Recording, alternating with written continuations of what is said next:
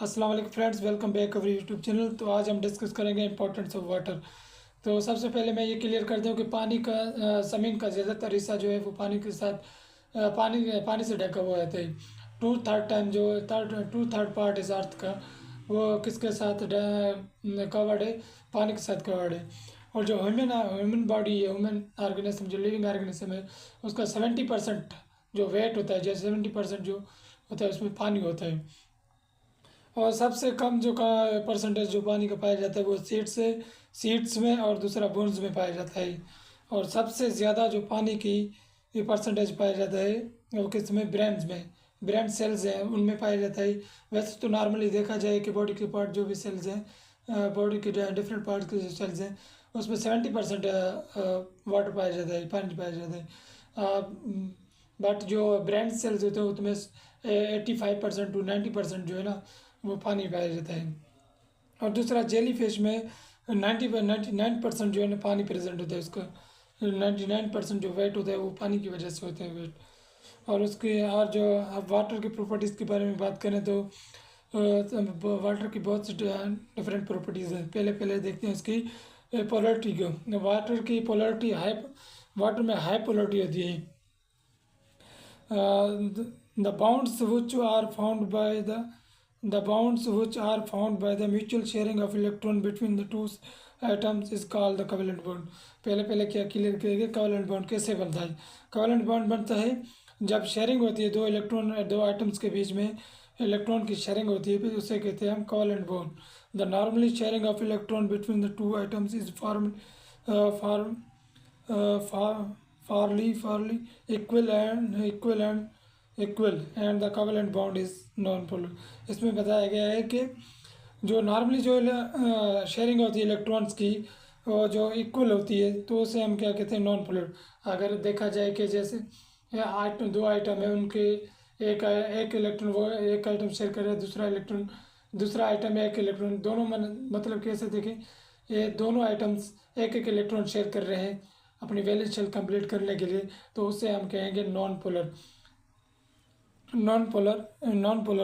Bond, ये non polar कहेंगे इसको। In the case of water however the sharing of electron between the oxygen and hydrogen is not completely equal, so that the covalent bond is polar।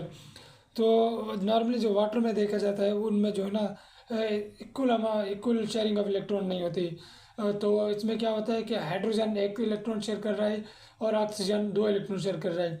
तो इसमें क्या होता है कि दो हाइड्रोजन है एक एक इलेक्ट्रॉन शेयर कर रहे हैं और एक ही ऑक्सीजन मॉलिक्यूल है, आइटम है जो तो क्या कर रहा है? दो इलेक्ट्रॉन शेयर कर रहे हैं।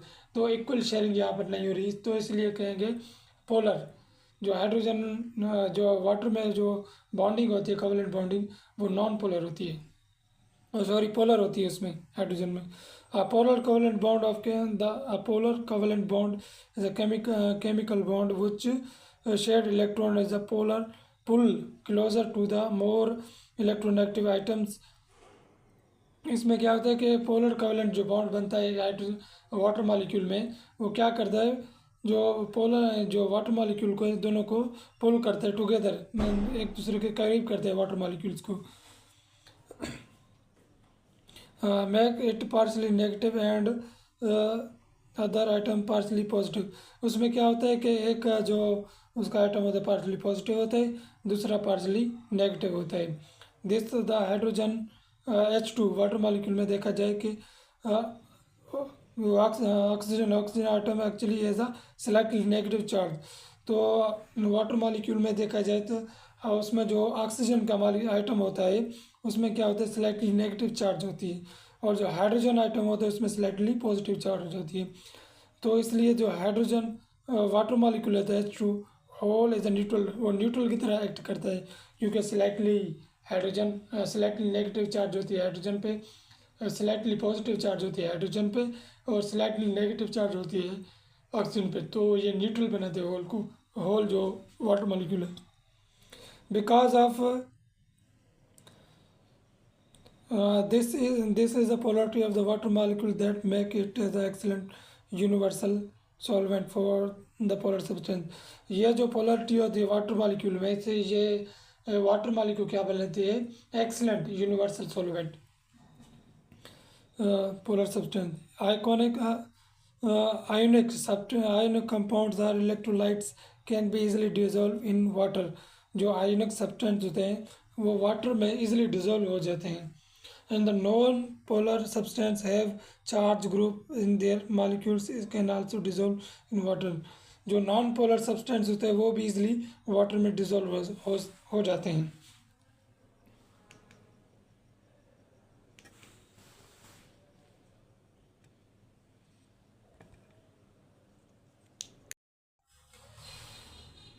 Compound when dissolved in water.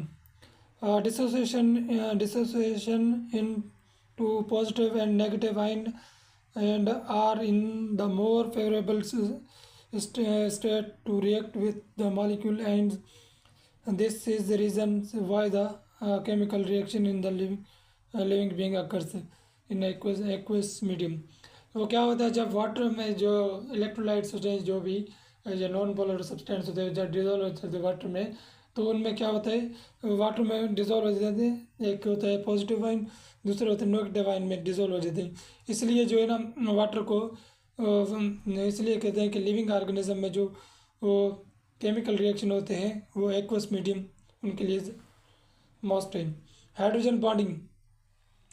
The polarity of the water molecules make them in the interact with each other. Water में जो वाटर मॉलिक्यूल में जो पोलरिटी होती है वो जो वाटर मॉलिक्यूल को इंटरेक्ट करती है. जैसे आप डायग्राम में देख रहे हैं कि डिफरेंट मॉलिक्यूल वाटर मॉलिक्यूल हैं एक दूसरे के साथ बॉन्डिंग कर रहे हैं. पहले तो हमने पढ़ा कि जो हाइड्रोजन और ऑक्सीजन आइटम्स हैं वो आपस में जो है रिएक्ट करके एक वाटर मॉलिक्यूल बना रहे हैं. अब इधर हाइड्रोजन बॉन्डिंग है. हाइड्रोजन बॉन्डिंग में क्या होता है कि एक कंप्लीट वाटर मॉलिक्यूल वो दूसरे वाटर मॉलिक्यूल के साथ इंटरेक्ट कर रहे हैं. The charge require on the each molecule are attracted to opposite charge regions on the neighbour molecule forming a weak bond. इसमें क्या होता है कि एक वाटर मॉलिक्यूल दूसरे वाटर मॉलिक्यूल के अपोजिट चार्ज पार्टिकल के थ्रू एक दूसरे को अट्रैक्ट करते हैं. जैसे कि एक वाटर का मॉलिक्यूल है उसका जो हाइड्रोजन आइटम है वो इंटरेक्ट करेगा दूसरे वाटर मॉलिक्यूल के ऑक्सीजन को और उसके साथ बॉन्डिंग बनाएगा वीक बॉन्डिंग बनेगा. उस वीक बॉन्डिंग को क्या कहते हैं हाइड्रोजन बॉन्डिंग.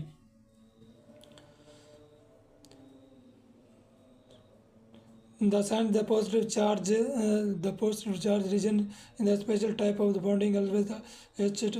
ये जैसे मैंने आपको बता दिया ये hydrogen bond. This bond is often representing the dots line because the hydrogen bond is easily broken. इस हाइड्रोजन बॉन्डिंग जो बनती है एक दूसरे वाटर मॉलिक्यूल के दरमियान दो वाटर मॉलिक्यूल के दरमियान तो उनको रिप्रेजेंट किया जाता है डॉट से क्योंकि वो वीक इजीली ब्रोकन हो जाते हैं. वीक हाइड्रोजन बॉन्ड ये वीक बॉन्डिंग होती है इसलिए इसको डॉट्स के साथ रिप्रेजेंट किया जाता है क्योंकि ये इजीली ब्रोकन भी हो जाते हैं. Because of the hydrogen bonding water is the liquid at the temperature suitable for the life. ये हाइड्रोजन बॉन्डिंग की वजह से जो वाटर मॉलिक्यूल है सुटेबल है लाइफ के लिए. this the high cohesion and cohesive or adhesive force of water is due to the presence of hydrogen bonds in water. Hydrogen bonding की वजह से ना वाटर में क्या होता है कि कोई एडिसिव और कोहेसिव फोर्स होती हैं which in turn the makes water as a transport medium. वो एडेसिव और कोहेसिव प्रॉपर्टीज़ की वजह से वाटर जो है ना एक एक्ट करता है ट्रांसपोर्ट मीडियम की तरह. अब पहले आप देख लेते हैं कि कोई एडेसिव और कोहेसिव प्रॉपर्टीज़ क्या होती हैं. As cohesive property is attract among the water molecule which enable the water molecule to stuck together. cohesive property क्या है कि जो वाटर मॉलिक्यूल को एक दूसरे जो वाटर मॉलिक्यूल है एक दूसरे के साथ अट्रैक्ट करते हैं उसे क्या कहते हैं cohesive properties. जो वाटर मॉलिक्यूल को स्टक टुगेदर मैंने एक दूसरे के साथ जोड़ के रखती है. cohesive force जो बनती है दो सिमिलर मॉलिक्यूल्स के दरमियान बनती है. ये डिफरेंट मॉलिक्यूल्स के दरमियान नहीं बनती. जैसे कि वाटर के दो मॉलिक्यूल हैं दोनों सिमिलर हैं तो उसके दरमियान क्या बनेगी कोहेसिव फोर्स. और एडेसिव फोर्स द कि ये क्या होता है कि water molecule also have attack to polar surface. Water molecule क्या करेंगे, पोलर सरफेस के साथ अट्रैक्शन करेंगे। इसमें क्या होता है, एडेसिव, उसको क्या कहते हैं, एडेसिव फोर्स। एडेसिव फोर्स में क्या होता है कि ये जो है ना सिमिलर आइटम्स, सिमिलर मॉलिक्यूल्स के दरमियान नहीं होती है, डिफरेंट मॉलिक्यूल्स के दरमियान होती है, उसे हम कहते हैं एडेसिव फोर्स। कोई सी फोर्स बन रही थी दो सिमिलर मॉलिक्यूल्स के दरमियान, और जो एडेसिव फोर्स बन रही है दो डिफरेंट मॉलिक्यूल्स के दरमियान। This properties water enable its circulate in the living body to act as a transport medium। इन दोनों प्रॉपर्टीज़ की वजह से वाटर जो है एक्ट करता है ट्रांसपोर्ट मीडियम के तौर पर, और ब्लड दूसरे सारी बॉडी में जो सर्कुलेट करता है वाटर, ऐसी दो प्रॉपर्टीज़ की वजह से। अब देखते हैं high specific heat capacity. The heat capacity can be defined as the amount of the amount. पहले क्या देखते हैं हीट कैपेसिटी को। हीट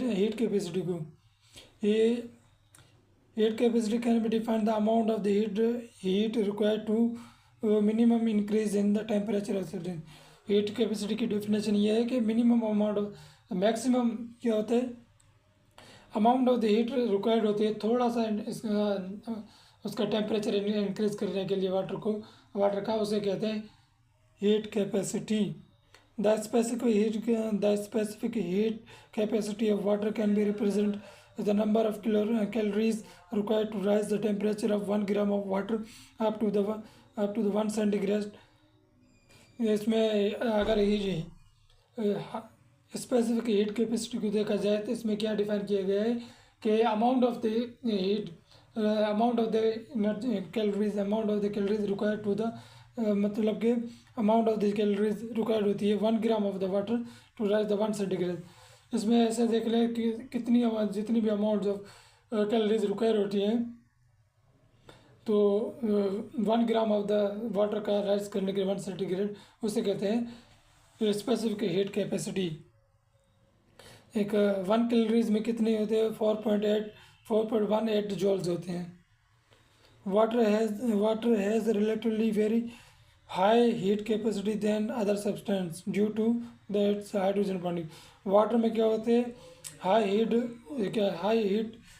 स्पेसिफिक हीट क्या होते हैं, वाटर में क्या होता है कि हाई हीट कैपेसिटी होती है as compare to the other substance.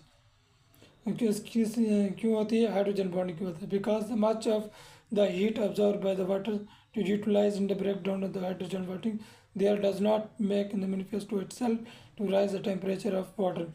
इसमें क्या होता है कि ये वाटर को क्या होती है, बहुत ज़्यादा हीट ज़रूरत नीड होती है उसका हाइड्रोजन बॉन्ड डिकम्पोज तोड़ने के लिए और मॉलिक्यूल को एक दूसरे के साथ सेपरेट होने के लिए।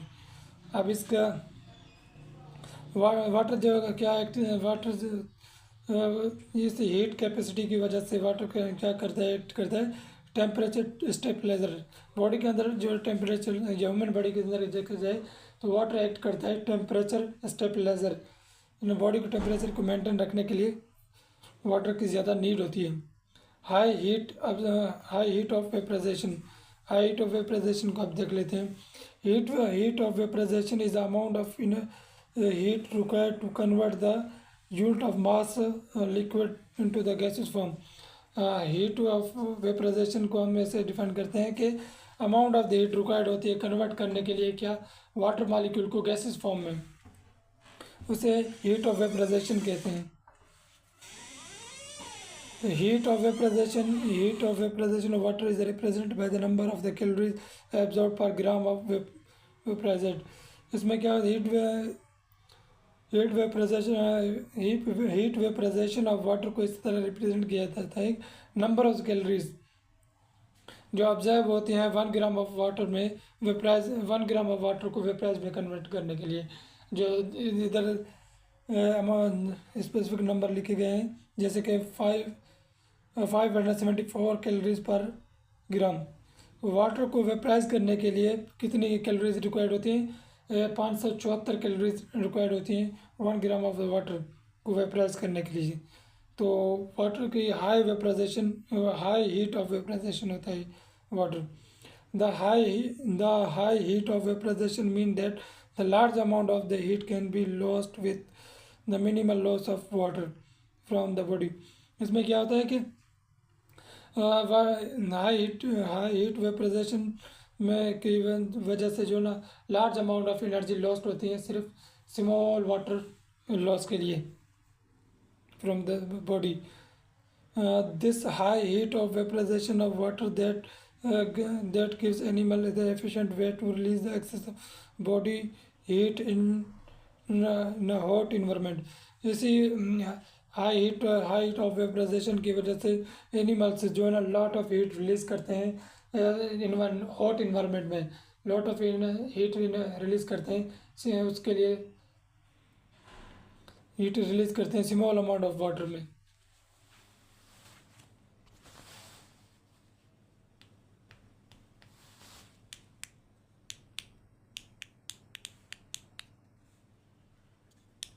अब हम देखते हैं हाइड्रोफोबिक एक्सक्लूशन को। Hydrophobic exclusion can be defined as a reduction of the contact area between the water and the hydrophobic substance which are placed in the water. इसमें क्या हाइड्रोफोबिक एक्सक्लूशन का में से डिफाइन करते हैं कि वाटर और दूसरा क्या होता है हाइड्रोफोबिक सब्सटेंस जो वाटर के साथ रिएक्ट नहीं करते उसे कहते हैं हाइड्रोफोबिक। वाटर और हाइड्रोफोबिक सब्सटेंस का जो है ना कॉन्टैक्ट एरिया को रिड्यूस करते हैं उसे कहते हैं हाइड्रोफोबिक एक्सक्लूशन। इसमें एग्जांपल दिया गया है, फॉर एग्जांपल इसमें एग्जांपल दिया हुआ है कि if you place a few drop of oil on the surface of water solution the oil drop will be tendent to join into the single drop. इसमें क्या होता है जब आप पानी में ऑयल के ड्रॉप डालोगे तो जो ऑयल के ड्रॉप है एक दूसरे के साथ कंबाइन होंगे। वो क्यों कंबाइन होंगे? हाइड्रोफोबिक एक्सक्लेशन की वजह से, प्रॉपर्टीज़ की वजह से। इसमें क्या होता है कि जो अगर वाटर मॉलिक्यूल अगर वाटर में जो ये ऑयल ड्रॉप्स होंगे डिफरेंट अलग अलग होंगे तो उनका जो है ना कॉन्टैक्ट एरिया ज़्यादा होगा, और अगर वो कंबाइन हो जाएंगे तो उनका जो वाटर के साथ कॉन्टैक्ट एरिया होगा ना वो रिड्यूस हो जाएगा। जो हाइड्रोफोबिक एक्सक्लूशन का असल मकसद क्या है कि वाटर और हाइड्रोफोबिक सब्सटेंस का कॉन्टैक्ट एरिया रिड्यूस करना। ये हाइड्रोफोबिक एक्सक्लूशन की रोल प्ले करता है किसमें? लिपिड बैरियर्स में, वो उनको जोड़ कर रखने में हेल्प करता है। आयनाइजेशन में क्या होता है कि आयनाइजेशन के पहले डेफिनेशन देखते हैं कि the dissociation of the molecule into ions is called ionization.